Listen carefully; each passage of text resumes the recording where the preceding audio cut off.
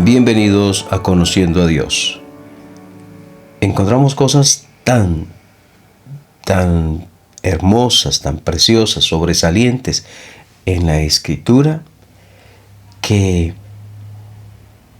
asombran, que maravillan, que nos deleitamos al considerarlas.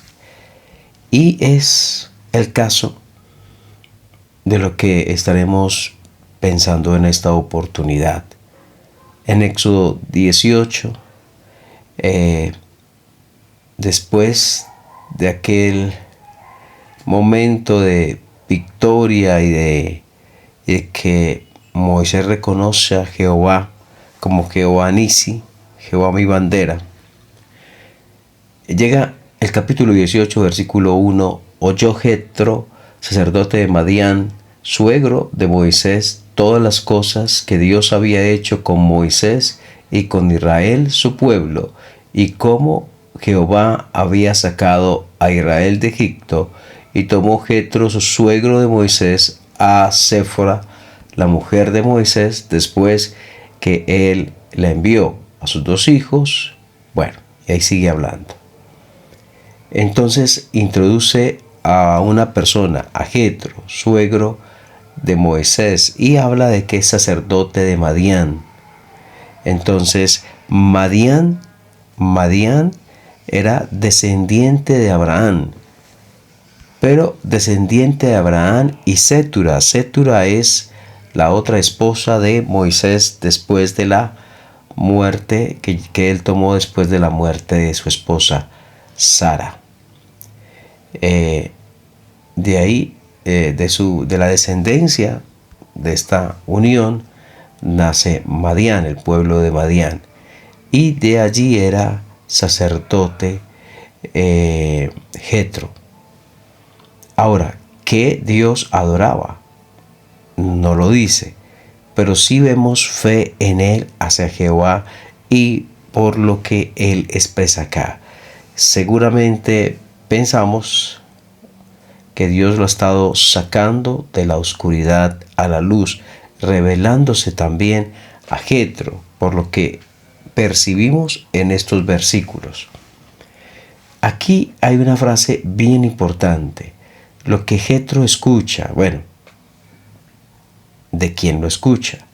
Pensamos que de su hija, de Séfora. Séfora, al parecer, fue enviada por Moisés a la casa de su padre, donde estuvo un tiempo. Ahora regresaba a Jetro para traerla de nuevo con su esposo y al igual que con los dos hijos de Moisés. Bueno, ¿qué dice Jetro? Dice, o más bien, ¿qué dice la escritura de Jetro? Dice que él es suegro de Moisés y oyó Jetro todas las cosas que Dios había hecho con Moisés y con Israel, y cómo Jehová había sacado a Israel de Egipto. Jetro había vivido unos años con Moisés.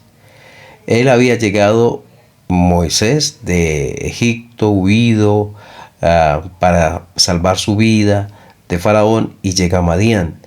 Llegando a Madián, tiene este encuentro con aquellas pastoras, porque al parecer Jetro no tenía hijos, pero tenía 7 hijas, donde Moisés las defiende, y allí se conoce luego con Jetro. Entonces ahí comienza la historia en el desierto para Moisés.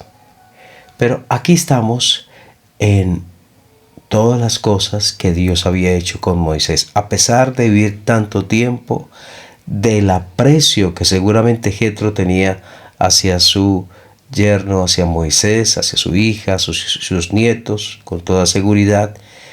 Él no exalta la labor de Moisés. Él tiene en su debida valoración a Moisés. no es lo que Moisés hizo para Dios, o no es lo que Moisés hizo con la ayuda de Dios. Más bien dice lo que Dios había hecho con Moisés y con Israel. Es Dios quien había hecho. ¿Cuál es la diferencia? La diferencia aquí es que se parte de Dios, de lo que Dios hace, del poder de Dios, de la buena voluntad de Dios, del interés de Dios, de la gracia de Dios, de la misericordia de Dios, del poder de Dios, del compromiso de Dios, de que es Dios quien hace y es Dios quien merece la gloria, no Moisés, sino Dios. Entonces, lo que Dios hizo con Moisés. Y encontramos transformaciones que Dios hace a personas y otros, incluso creyentes, diciendo, Juan, cómo ha cambiado, Ana, cómo es de diferente desde que entró y comenzó a leer la Biblia, desde que comenzó a orar, cómo se ha transformado, qué comprometida, qué serio es en las cosas de Dios, que